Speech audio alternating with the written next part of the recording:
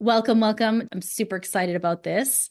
Now, today's workshop is all around messaging. So it really hit me hard not too long ago that I started noticing a theme that the coaches who seem to be thriving financially, meaning their message is landing, they're getting clients, they're filling their practice, and those that seem to struggle and have the hardest time being able to get things off the ground, it all comes down to this one thing, and that's messaging. And I get it. One of my biggest things that I've always taught is ditch the niche, blank page pitch. And I still believe that it's really about supporting you in the energetic of detachment, because when you're detached, you receive the clarity to then be able to define your niche from a high conscious place, as opposed to straining your brain and trying to figure out what's my niche and what's my message, which creates all of these creative blocks and all these blocks from attraction and creation and all of the things that you are. So when I talk about ditching the niche, usually the deeper intention behind it isn't as much practical advice as it is, I want to support you in being fully detached, still in movement and still in action and still in being visible and all the things that will support you in scaling your coaching practice. But ultimately, at some point, when we get to narrow in and dial in our messaging, now we're ready to actually take things to the next level. And so the both and exists here. There's definitely ditch the niche, just get out there, share your message, allow the niche to find you. And see how it formulates itself as you're out there being visible and talking to people and connecting with people and all that. And there's the other side where the deeper you go into niching and the more clear you can be on that, the more it creates a domino effect, a ripple effect of the rest of your business becoming much easier and much more effortless every single step of the way. We can, fortunately, here we can hold opposites, right? We can hold a both and. That's a part of us being high conscious coaches and knowing when is it time to release the niche and when is it time to actually step into a deeper niche. So today I want to talk about how to step into that deeper niche.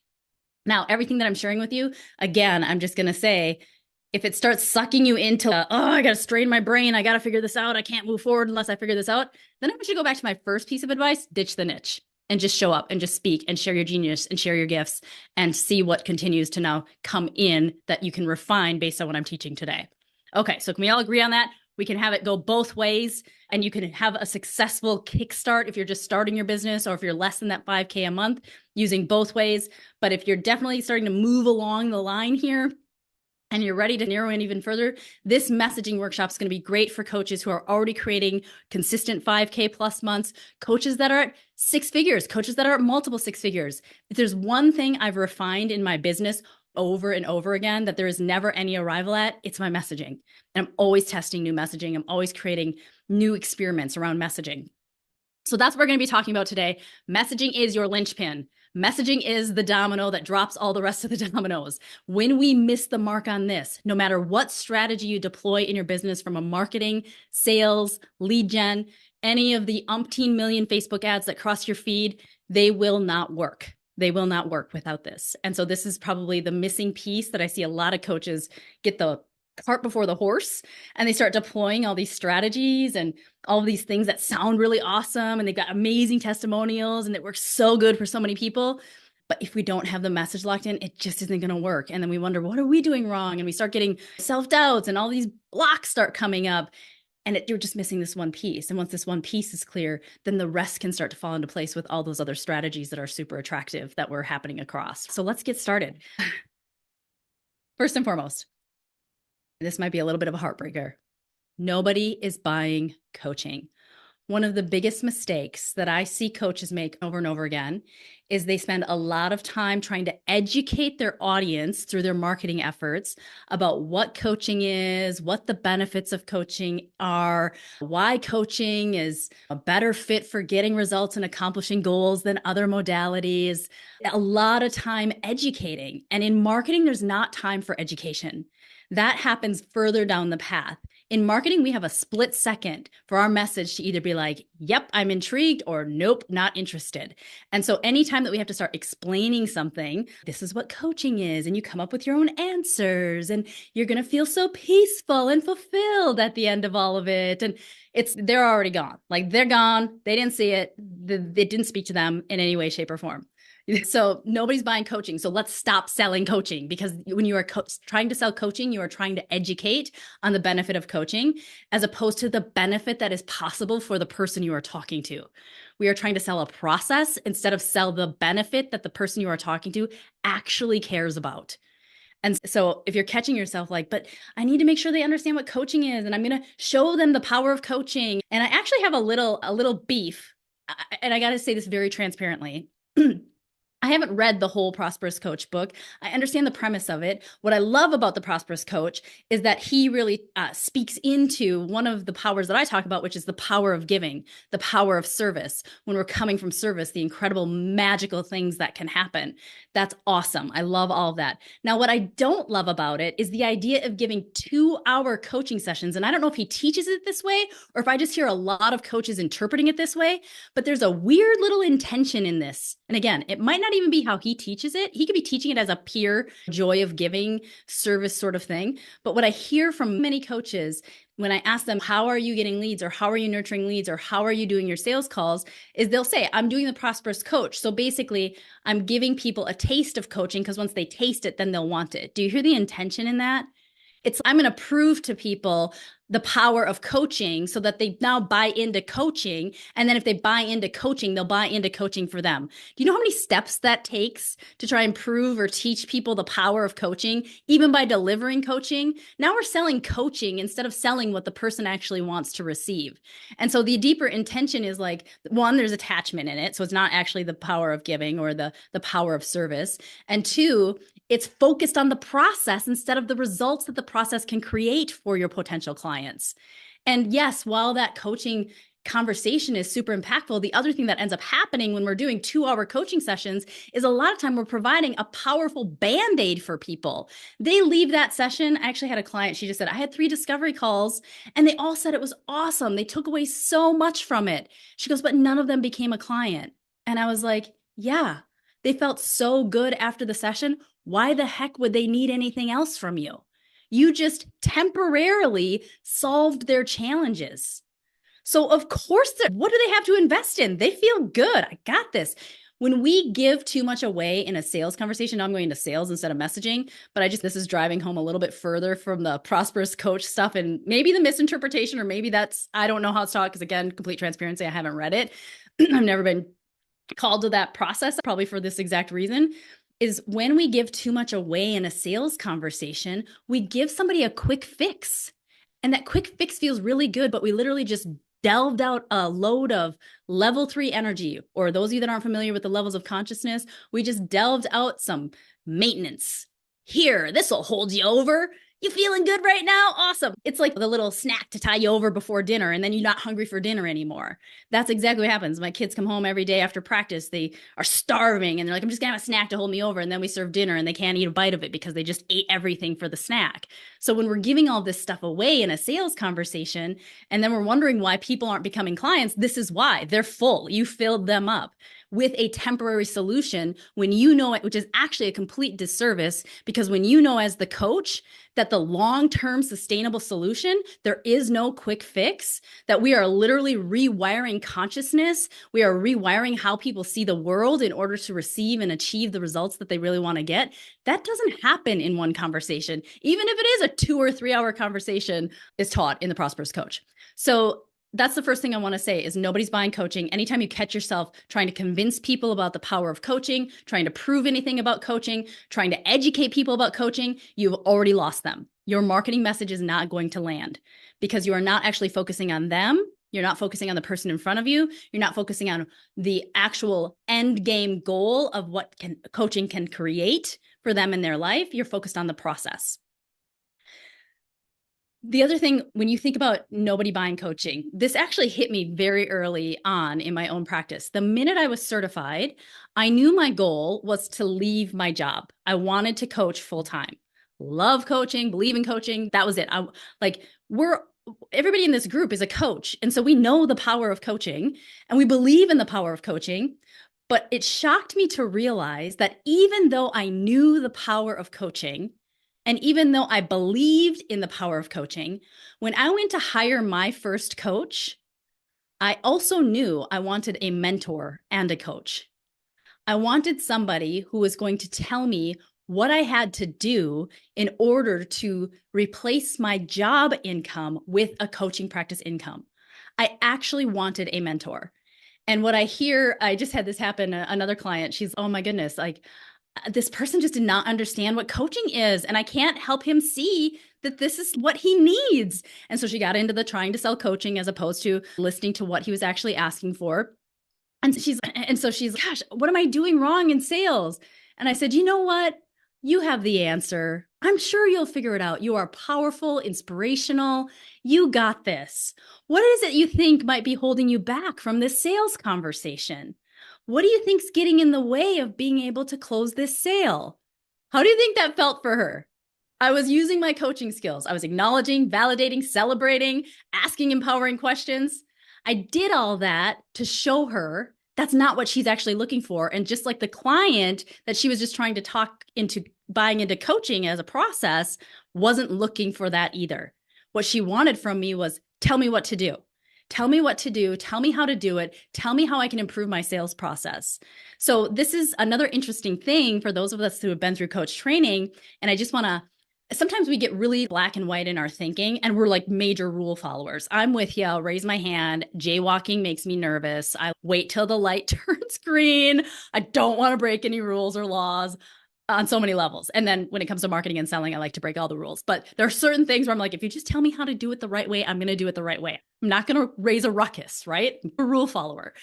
In coach training, we have it drilled into us. It is drilled like we do not give advice. We do not, everybody has their own answer. There's a very important reason for that. Now, I was a lead trainer. I helped certify coaches. I trained some of you on this call.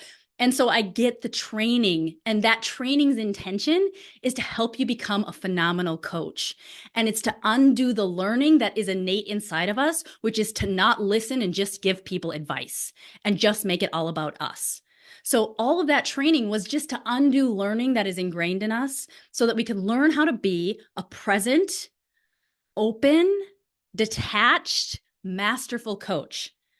That works. It's great. It's beautiful. It's powerful. And when we talk about now the business of coaching and marketing and selling coaching, that's a different ball game. That's a totally different ball game. Because when you go into a sales conversation, you're like, I'm going to help you come up with your own answers. What do you think the person is thinking? If I could come up with my own freaking answers, I'd already have them and be where I want to be. That's not what I need from you. I don't have the answers. I'm confused. They're in a catabolic state. They can't access their answers. And when we tell them they have their own answers, they just want to roll their eyeballs to the back of the head and say, I don't think it's a good fit for me. So where I'm going with this is when you, and we're going to go deeper into this with messaging, when we step into being an expert, step into know-how and strategy and tactical, practical things that we can help advise people on, or as we've learned, you can share information with people and still ask coaching questions. When we start to recognize it's not black and white, it's not, I'm only a coach and I will not give advice because then I break all my coaching rules. Or it's, I'm going to only consult. I'm going to tell you everything to do and I'm going to throw all the coaching stuff out the window. It's both. We get to hold both and that's what's going to serve people. That's what's really going to speak to people in your messaging. They want to know that you have an answer that's going to help them get from where they are to where they want to be. And what you know in your role as a coach is to know when is it time to give them an answer and when is it time to do coaching to break through the blocks that are truly the thing that's interfering with them, their ability to accomplish their goals. Sometimes the truth of the matter is they do just need an answer. So if somebody reaches out to me and says, I can't figure out how to connect my email to my lead magnet or something like that, they're not going to have that answer. Guess what? I've done it 100,000 times. I'll create you a 1-minute loom and it's done. So we can leverage our know-how. It's having the discernment of when, and this is really masterful coaching, when is the time to advise, consult, share information with detachment and also saying, how does that resonate? How does that feel to implement something like that? We can still ask all the follow-up questions from a coaching standpoint. And also knowing when people are asking for something that they think is an outer block, but it's actually an inner block, and we can coach the inner block. Or we get to do both. We say, hey, I'll tell you what, this is exactly what you can do. This is how you can move through this thing. However, I'm sensing there's something deeper going on here. How would you feel about us uncovering the thing that's actually holding you back instead of the thing you think it is? And get a little buy-in, and now you coach. right? So that's really the big thing here, is recognizing nobody's buying coaching. If we're so enamored with coaching, the marketing message is not going to land. And we're going to bomb all of our sales calls. And then we're going to wonder, why isn't this working for me? And it's because the business of coaching is different than coaching. They're two totally different intentions. Okay. So I was saying, like, so who did I hire when I knew that I wanted to leave my job and start coaching full time? I hired somebody that was in their messaging. I knew I wanted a mentor and a coach. And her entire message was, I help people leave corporate or leave their job. I wasn't in corporate, leave their job to become a full-time coach. That message landed with me. It wasn't anything other than that. And it was inherently assumed that she knew how to do that. She knew the how, not just the who I needed to be, but how I needed to do it and who I needed to be to do it. And that was, and it happened within a couple months. That was the perfect coach who was a mentor for me. And I think the investment was $500 a month. And at that time, it felt like a stretch, and it was everything that I wanted or needed. And I intentionally did not choose to hire an IPEC coach where I was certified, because I didn't trust that they would actually tell me also the steps to take. I didn't know how to tell my boss, and I didn't know how to get started in business. I didn't have any of that knowledge. No matter how much they would have tried to tell me to come up with my own answers, I wouldn't have had it. So this leads to the next thing I want to share about how do we then create a hybrid message that's really going to land with our ideal clients and make it easier for them to step into a conversation with us and ultimately say yes and become our client. And this is what I refer to as various specificity layers. So there's layers to messaging, and every layer that we have adds extra oomph behind it. And there's also more specificity we can add into each layer, which adds even more oomph behind it. So there's 2 different layers, could be 3. I'll share the third one, which is a little bit more tangible. 2 different layers to a message that start to niche it down. The first layer is an expert topic. And so this is, what do you love to talk about? What do you have book upon book on your shelf for? Where is the first place you go to purchase a book because you cannot learn enough about it? In fact, you've read almost every book out there on it. You listen to almost every single podcast. You're obsessed with this topic. You are an expert in your own right because you have immersed yourself in this topic. That is the expert topic layer of niching and your target audience. The second layer is, and who is that expertise a great fit for? Now, when you're first stepping into niching or niching and niching down, if you have just one of these, you're already ahead of the game. And I'm going to build on this too. So if you have just one of these, if you have an expert topic, you have something to stand on. You have a message to stand on. You can bring an expert topic that is still fairly narrowed to a broad audience. I'm going to use Brené Brown as an example. There's a whole bunch of other things that are at play, obviously, for her message to go as viral as it did. But she doesn't have an audience identified for her message. She has an expert topic. She's a researcher. She's written books. That's what ultimately blew up her reach and the impact that she has in the world, is she has an expert topic around shame and vulnerability. She didn't say, I help CEOs overcome shame and vulnerability with authenticity. She didn't identify a target audience. She identified it an expert topic, and she decided to research it and deliver that message out into the world. So the first layer is expertise. And what do you love to learn about? What do you love to talk about? What can you not get enough of? So when I first started my business, it was everything energy. It was all the energy levels. And when I first started, I also had an audience. So when you have both of these, an audience and an expertise, now your message is going to pierce even deeper into the perfect and ideal clients. One, it aligns to your zone of genius. You could talk about this stuff all day long, and it can't be coaching, because even though you're an expert in coaching, so is every other coach. So that doesn't differentiate you from any other coach, but some other area of expertise. And you have an audience, that area of expertise serves powerfully. Now you're hitting home with something. And so when I first started my business, it was all things energy, and I had an audience of teenagers. And so I helped teenagers increase their motivation, engagement, and confidence through the power of energy leadership in order to reduce their dropout rates, in order to help them be successful in school.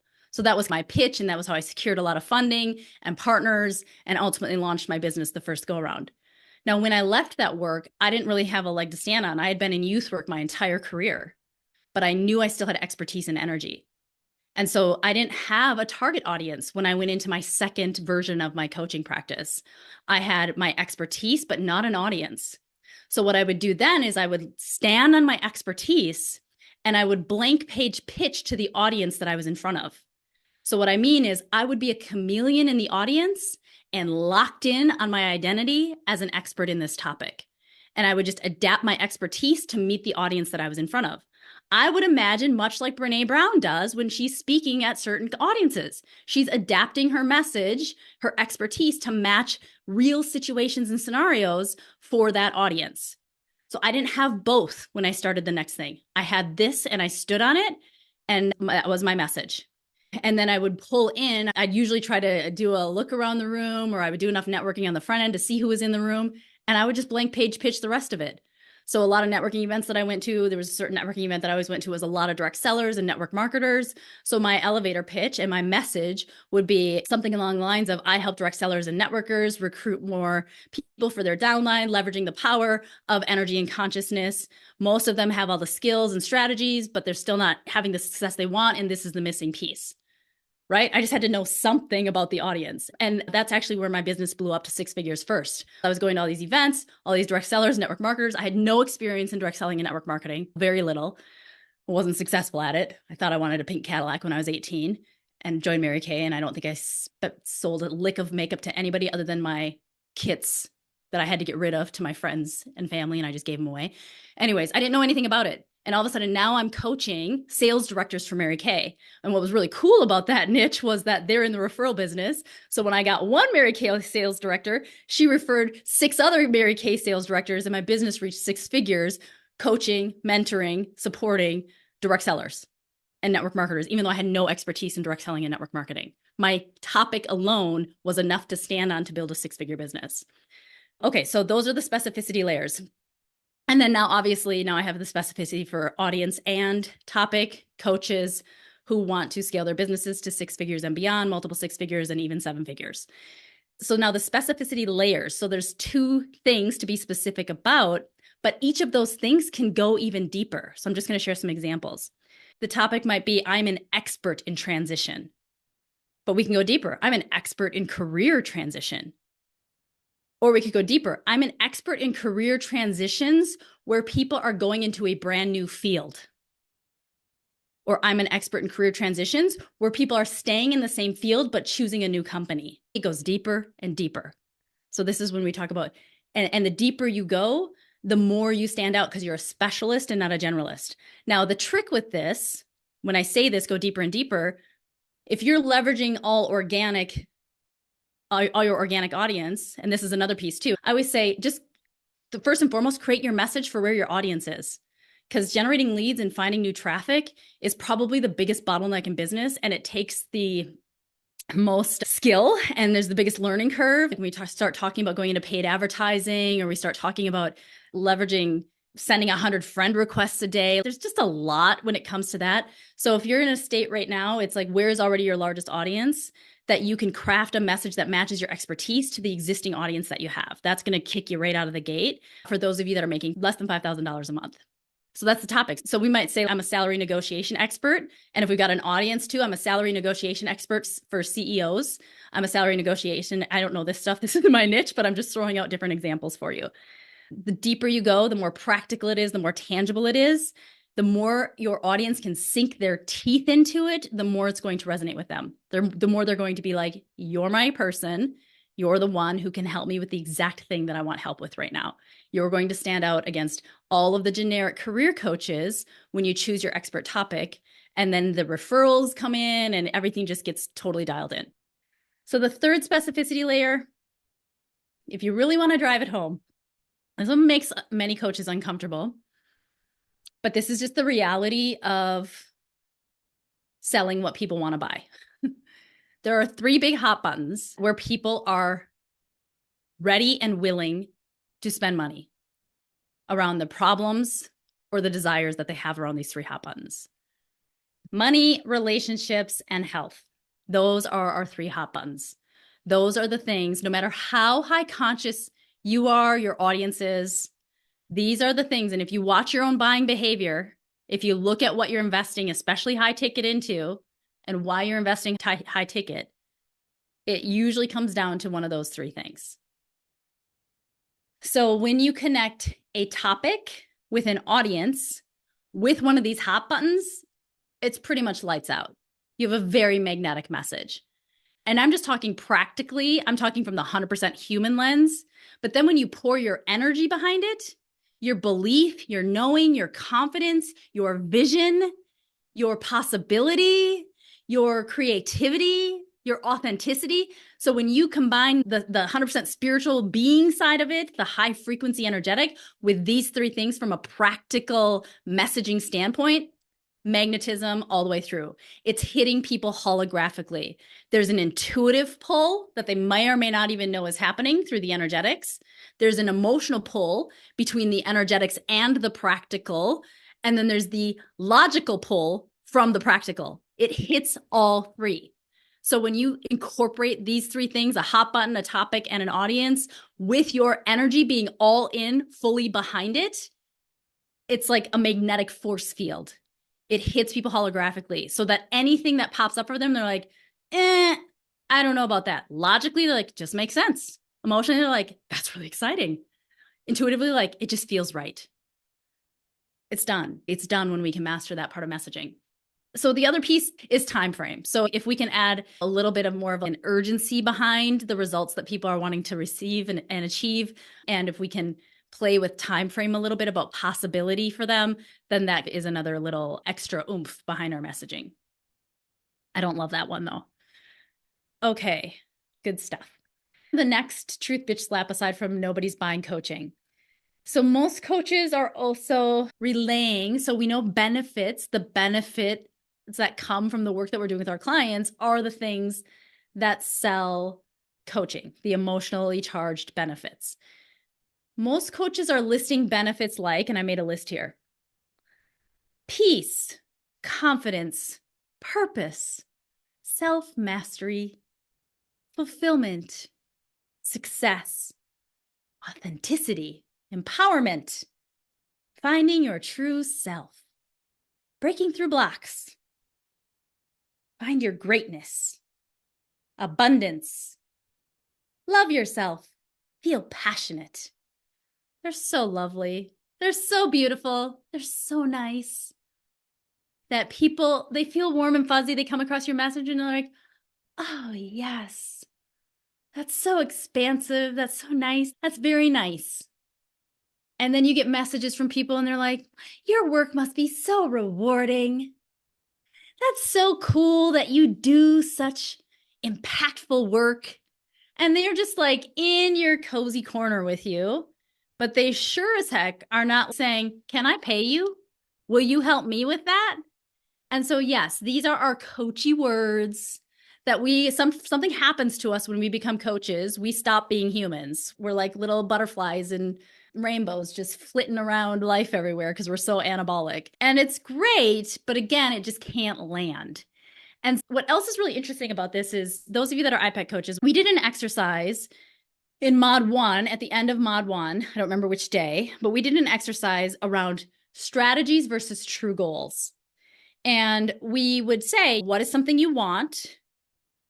Why do you want it? And by when? So this is a really interesting marketing messaging exercise. And so I might have said something like, I want to have a 6-figure coaching practice. That'll make me feel abundant. And I want it within 1 year. And so then they say, your real goal is number 2. Your true goal is the desire to experience abundance. And that is absolutely true. That is the true goal. And there are infinite ways that I can experience abundance. And this one strategy is one of those ways. But there are hundreds of strategies that can help me reach my true goal of abundance. But the mind wants that strategy. And so what a lot of coaches end up doing is they end up marketing and messaging the true goal instead of the strategy. But just like all of us in that moment, it was like a mic drop, like mind-blowing moment. That's your true goal. It's holy crap, it is. And I can have that right now. And it created detachment from the strategy, which was the whole intention, is it shifts energy. But again, marketing and selling isn't for shifting energy. That's the work people are paying you for. And so when we're marketing the true goal as opposed to the strategies that people think they need to get to the true goal, then we're missing the mark on our messaging. So I call this this is a tongue twister. This is actually brand new. I call it the TTBTT method. The thing before the thing. So we want to go to, with your messaging, we want to go to the thing before the thing. So if you have a message that feels very soft and very fluffy, we're going to fix your fluffy messaging right now.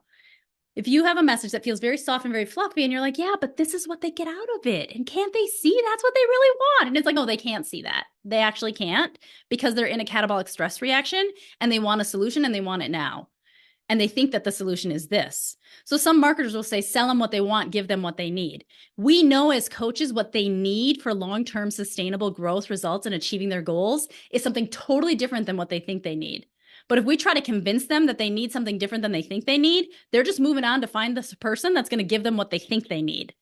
And so it really is. It's not manipulative. It's recognizing that you need a Trojan horse to even open the door to help clients achieve their goals in a sustainable way. They've got a filter on that says, no, this is what I need. I need to get out of this job. I need to leave this job, period. I will not be happy until I am out of this job or this career. That is what they believe. And you're not going to change their mind. So if you don't have a marketing message that says, I will help you get out of your dead-end job and into something else without sacrificing financial freedom, they're not going to hear it. If you say, I'm going to help you find peace and joy in your work, they're not going to hear it. Like, no, I need to get out of this job. There is no peace or joy without getting out of this job. They can't see it yet.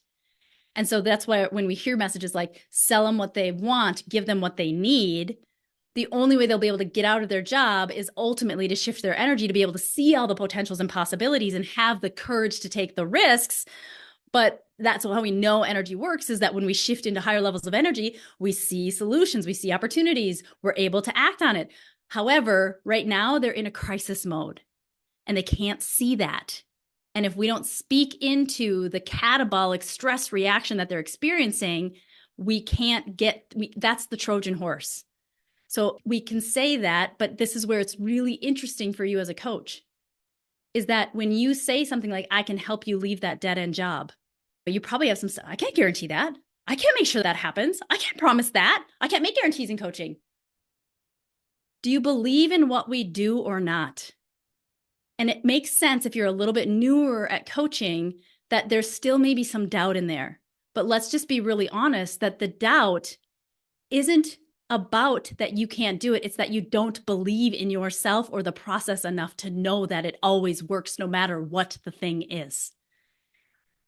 It might take this person a year to achieve it, and it might take this person 2 days to achieve it. But can we believe and know, like we know, that when energy shifts, that when people see things through a new lens and a new perspective, that one of two things will happen. They will either achieve the thing that they said they needed to achieve, which is leave that job in this case, or they will no longer be caring about leaving that job. And so that thing they thought they wanted, they have new clarity around, and they're like, actually, that's not what I want. Actually, I just realized now I love my job. I want to stay.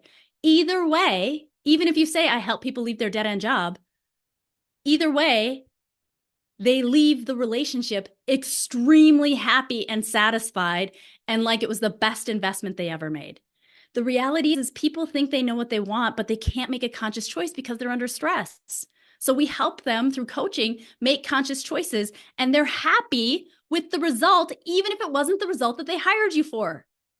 I've had many clients who have hired me to help them grow and start businesses who have then consciously chosen to go into a career and loved every opportunity that dropped in their path that had nothing to do with starting a business. It was the perfect path for them. It was their divine path, but they weren't even open to, if I would have been saying, I'll help you launch your coaching business or find a different job, they weren't even open to finding another job. They thought the only answer was starting a coaching business because they paid all this money to become certified.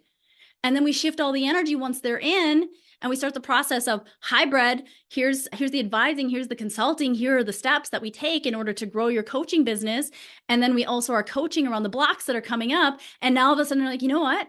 Actually, I don't want to build a coaching business. I was just shooting on myself the whole time. What I really want is to be a part of a team. I want to lead a team. I want to do this. I want to do that. And now it's a true heart's desire.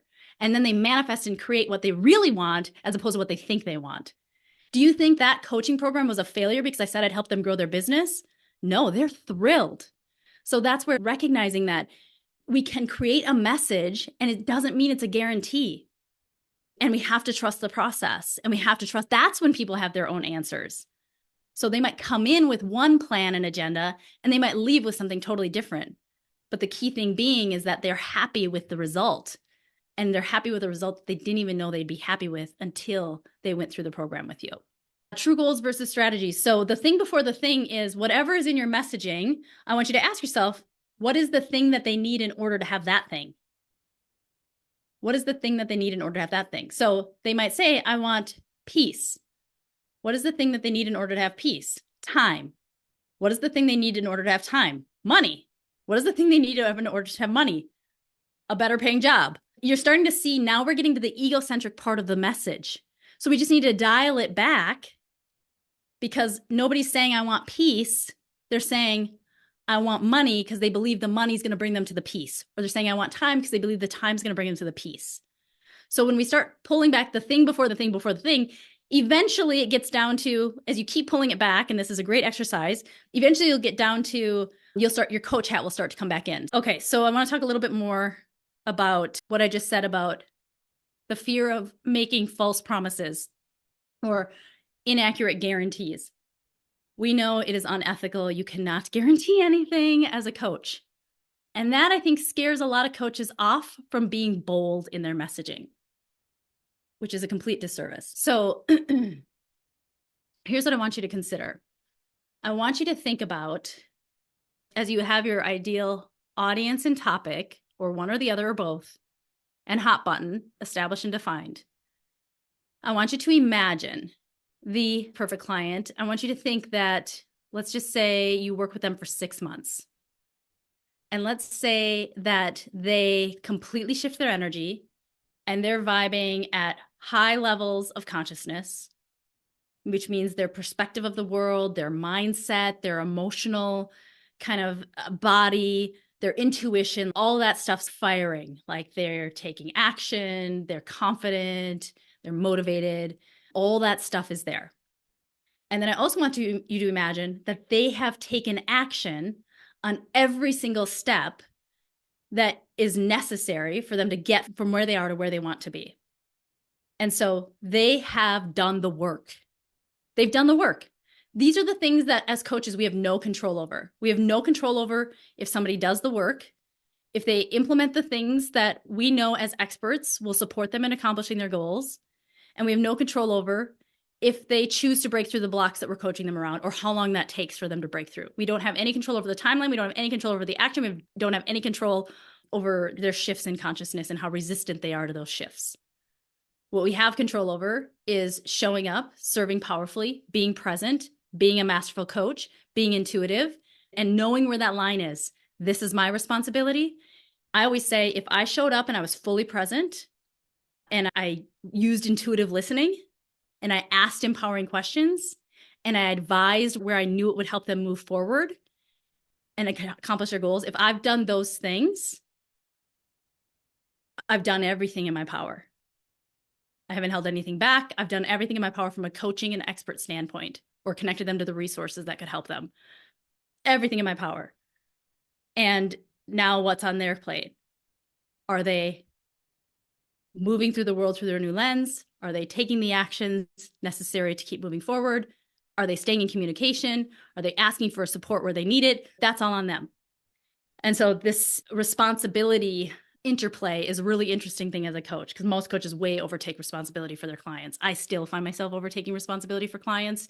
It's a boundary that's a constant work in progress. And when we are super attached to their results, and when we make their results about us, we are actually siphoning their power from them. And so one of the things that I've learned is that the more I hold that boundary of trusting and knowing that my clients are fully in their power to create the result that they want to create, the more that they do. Actually, the less I do, the better results they get. Now, there's a reason for this, because a lot of times we start over-delivering to prove to ourselves, to overcome our own imposters. We do all this stuff for our own blocks, which is why it's so important for us as coaches to be in such hyper-awareness of, oh, this is my shit. This is my shit right now. Like, all of this behavior that I'm pulling off right now, this is my stuff that I want to hold up a mirror and take a look at and get some support around. So where I'm going with this is when you think about that client who does the work on every level, the doing and the being level, they do the work. What is the boldest possibility for them? What is possible for them in their life or their business or whatever your expert topic or niche is? That's what we are marketing. The boldest possibility. And it's got to be a possibility that you believe it so emphatically. There's not a question of a doubt in your mind that you can see so clearly the limitless potential of this client or this prospect. And you know that it's not rocket science. The steps are never rocket science. Building a business is not rocket science. I often will tell clients the exact 3 steps to take every single day to get clients every single week. And why aren't they doing it? Because of all this stuff, the coaching stuff. So when I say be the expert, all these things, even Facebook ads, hit a couple buttons. Copy me as I hit these buttons and you'll have Facebook ads up. Like that stuff's not hard. None of it's hard. But what's hard is how hard we make it because of all of our inner stuff. But again, that's why you can be the expert and you can be like, okay, great. If you're a career coach and you're like, okay, you need to go to 8 networking events this month and you need to talk to 25 people in your network and you need to post on LinkedIn that you're open for work. Or, hey, I want to negotiate a new salary. Okay, great. This is what you're going to want to do. You're going to want to craft a letter or an email to your boss and you're going to want to make sure you include these 3 things when you craft that letter. What gets in the way? It's not, the steps are not hard. The doing is not hard. It's all the stories that we tell ourselves that stop us from doing. So this is the boldest possibility. If all those stories aren't there and they just do, what is possible for your client? And then that's our marketing message, the boldest possibility. And this is why I stand in, there is not a question of a doubt in my mind. I just said this in our mastermind, that every single one of you are sitting on a multiple 6-figure business. I know nothing about you. But I know there is nothing special about me or anybody else who's done it. If anybody else in the whole wide world has done it, there is no reason why you can't do it. There's only 3 things that you need.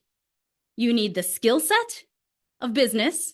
You need the mindset or the energetics that it takes to continue on the path of business. And ultimately, you need social capital. You need a network. Now, all 3 of those things, even if you are starting at 0, you can do.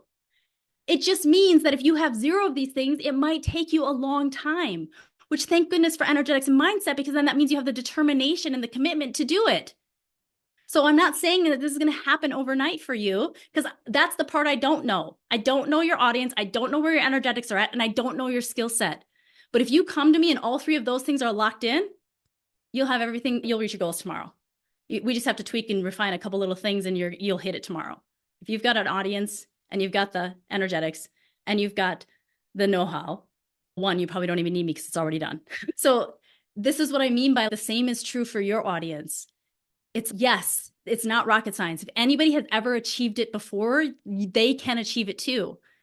It just might take longer if they're missing the mindset and the skill set. And that's why they hired you, is you're shortcutting that process for them to step into the energetics, the manifestation, the co-creation, which is what I refer to it as, and then the skill set.